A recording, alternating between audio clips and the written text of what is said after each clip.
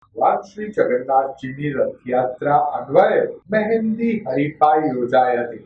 Bhavnagar range IG કચેરી તથા જિલ્લા પોલીસ વડાની કચેરી દ્વારા રથયાત્રાની થીમ પર મહેંદી હરીફાઈનું આયોજન કરાયું હતું.